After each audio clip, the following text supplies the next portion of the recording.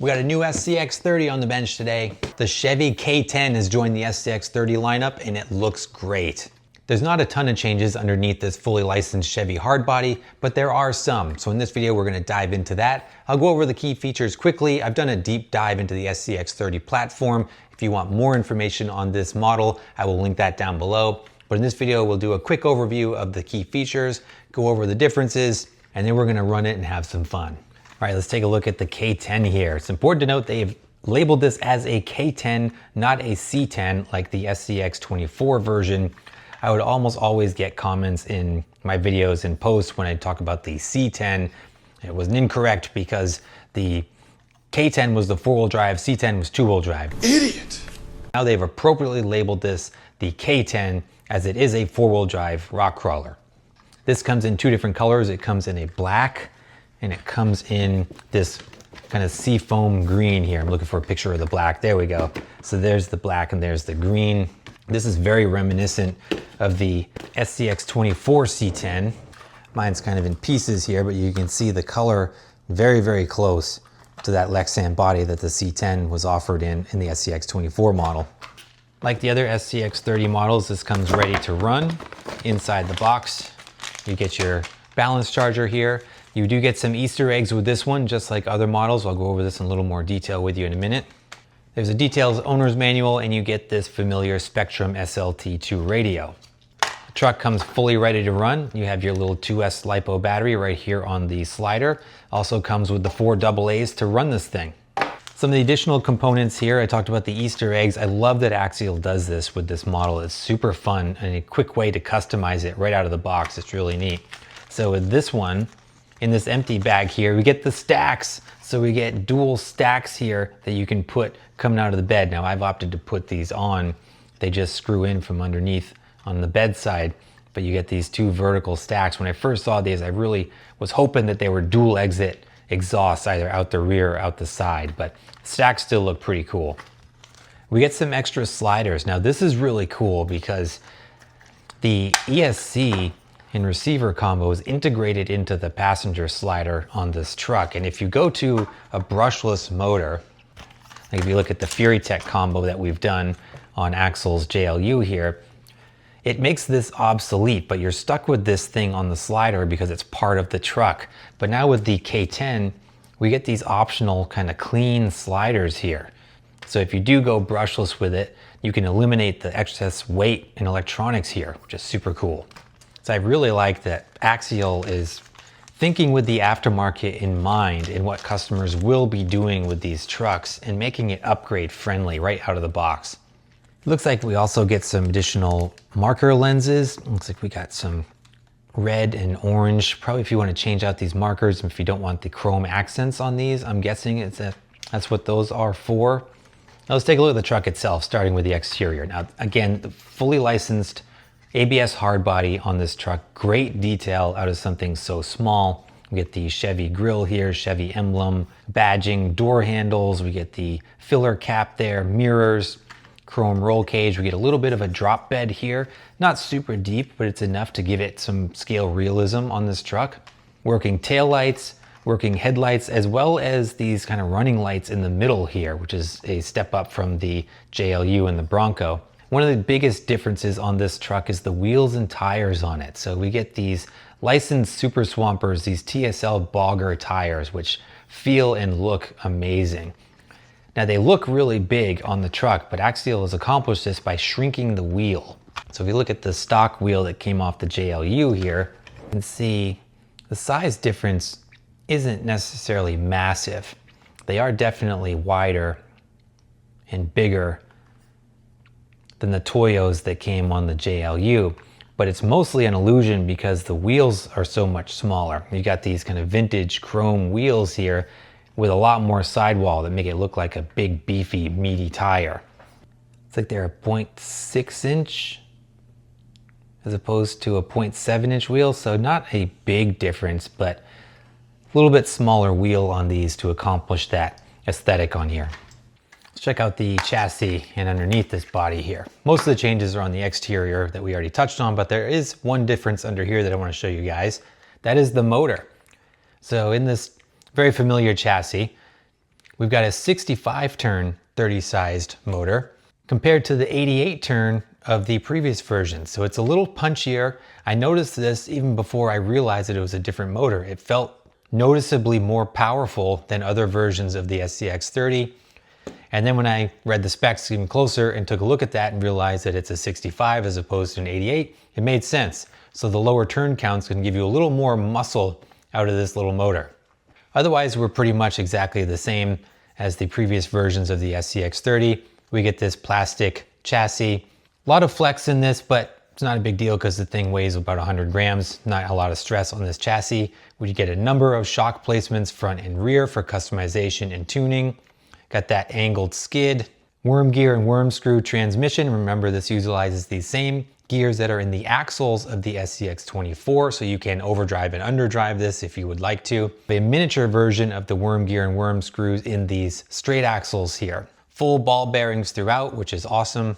I mentioned earlier the 2-in-1 ESC and receiver combo integrated into this slider, and then your nice spot here for your 2S LiPo battery. Nice and secure, clean layout here. We get some extra room here, this little tray here, if you want to put some aftermarket electronics, if you want to go to brushes, things like that, you could do that. But just keep in mind, you don't have the big empty body of the JLU here, so you can't run a setup like this because the bed is going to hit it, cause you some fitment issues. So it's probably why we've got that empty slider that they gave us, so you can put your electronics down there, and then you can close the body successfully. Underneath the truck, suspension geometry and things haven't changed. We still have the same 4-link suspension here, composite links. We do have metal pivot hardware, high clearance links in the back. You can see the bend there for some extra clearance. We got that angled skid that I mentioned for some extra clearance as well. So those two combined give you some good breakover. Plastic slider style drive shafts with U-joint connections. I mentioned the straight axles here. For suspension, still running the same coilover suspension design here. These are grease-filled coilover shocks. So not oil-filled, but you do get better damping than you would with just a friction dam. And up front, we have the servo on axle. We've got this tiny little Spectrum SX112 servo there on the axle. How about some size comparisons before we get into our performance tests here? So here you can see the bodies of these two. The K10 is longer and bulkier than the JLU. They are interchangeable, so even though this is a little bit longer body, you've got the longer overhang here with the pickup truck body, they are interchangeable. You can switch them around on the chassis as long as you don't have the big electronics like we do. Here it is against the Bronco version of the SCX30.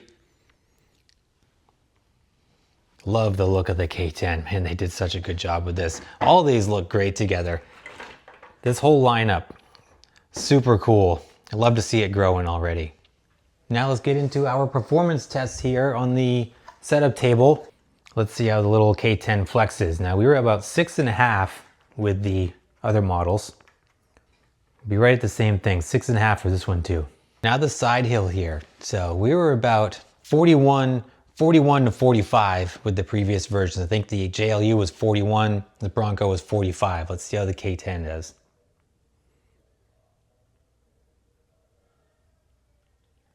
So starting to lift, about 41 for the K10 also. Now the vertical. So we were 56 and 58 for the JLU and Bronco respectively. Let's see how this one does.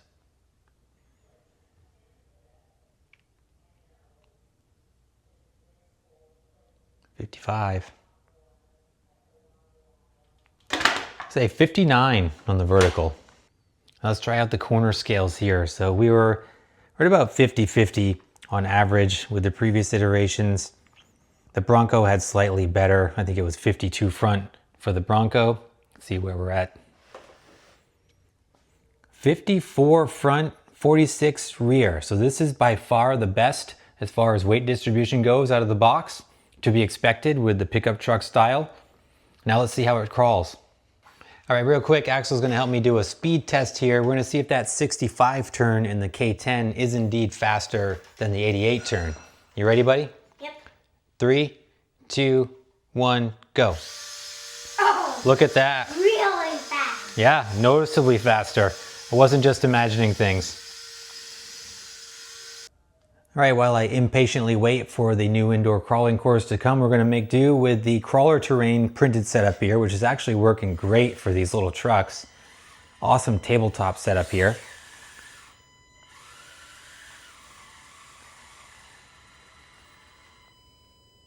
I'm always so impressed with these trucks out of the box. They have great slow crawl. Pretty solid electronics for an RTR here. And there's that punch right there to get us up over there. When slow crawl doesn't work, we've got the muscle with this little thing.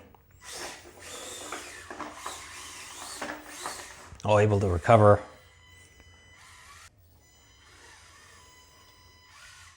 It just looks so good. The style of this truck and the hard body and the details that they were able to squeeze into such a small little package here is so good. I've always been a huge fan of the square bodied Chevys. This is one of the trucks from my childhood and they did this thing right. I love the C10 SCX24, it's one of my favorites. This thing, it looks even better. I want to go off the table over there. Oh, that overhang from the bed is getting me there. I'll take a different approach. Yes, tires hook up good. I will get this thing outdoors. We've had it outdoors a few times already and actually in a variety of different terrains, and the tires work really good on this one. I think they hook up much better than the others. The Mickey Thompsons and the Toyos from the other models.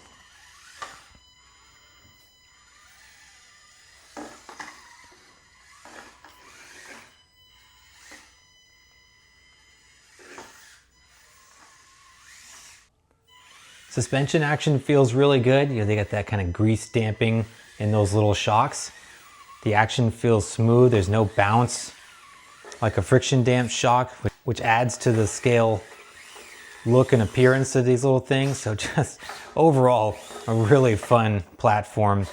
I didn't know if I was gonna like this at first, but we are hooked on the little 30s. I think a lot of people are right now, and with good reason, because they are just inexpensive and big bang for the buck here.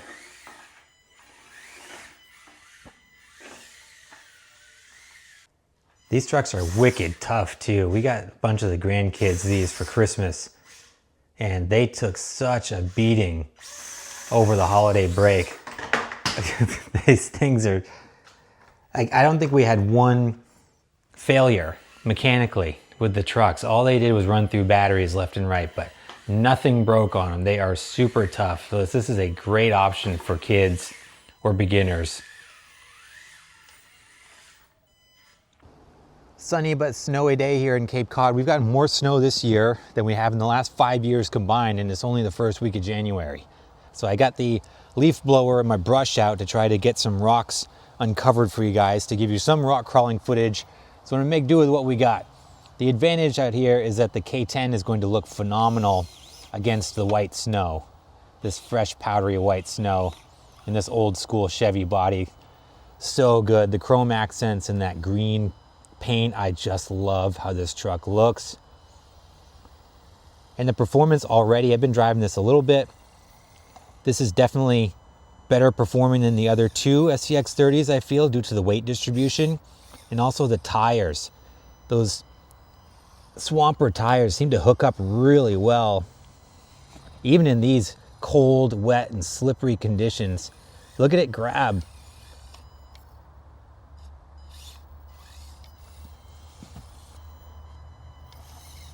And the electronics on this, I wouldn't push people to rush into a brushless system with this truck.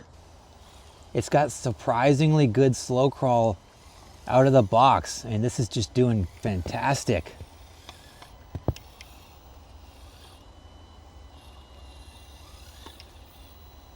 You do get that whininess from the ESC, the stock Spectrum electronics, but it's really not bad for the performance that you get. Look at this little thing go. Oh, I love it.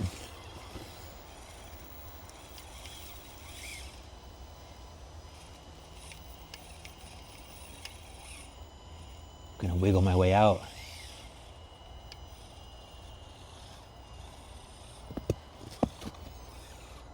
Oh, I thought I was gonna stick it. I meant it on the wheels though.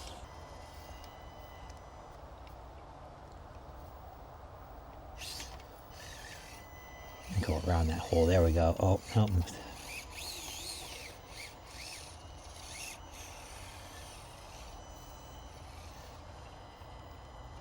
See, there's that stability. You can lean it pretty far and it will sway back.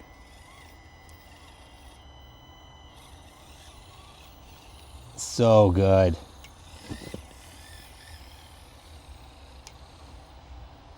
This is my favorite of the lineup right here. The looks, the styling, the performance. This is fantastic. I'm gonna have to pick up another one though, because Axial feels the same and has already claimed this one for himself.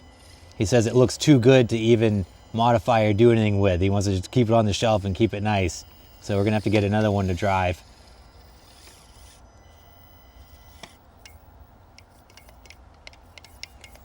I think my battery died right there. All right, that was good. It's freezing cold out here. Just want to do a quick run for you guys, but super impressed with the performance of this little truck out here on the rocks. Not ideal conditions at all. The thing did great. So it's got the performance to back up the excellent styling here. This is a beauty. The SCX30 K10, guys, what did you think of this truck? Let me know in the comments down below. This is available to order now in both the green and the black versions. I will put a link in the description for you guys if you want to check one out for yourself. I'm pretty much in love with this little truck. It's hard to beat that classic style of the old school square body pickup trucks. Axial has done a great job with this little hard body, packing in a lot of scale detail.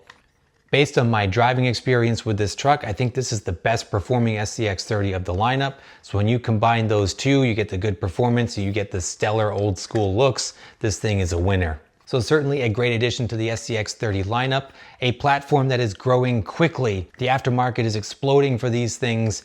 They multiply very quickly. We've already got a bunch of these things on the bench. They're a lot of fun. Difficult to work on, but they're a great platform both for beginners, kids, and if you're just looking for a great looking scale little truck that you can crawl around on your desk, this thing can really scratch the itch at a very low cost of entry. So I'm excited to see what other models come out in this platform. I think it's only gonna grow from here and rapidly. But again, guys, let me know your thoughts in the comments down below. What do you think of the K10 here and the SCX30? And as always, I appreciate you guys. Thanks so much for watching. Please like and subscribe if you haven't done so, and I'll see you in the next video.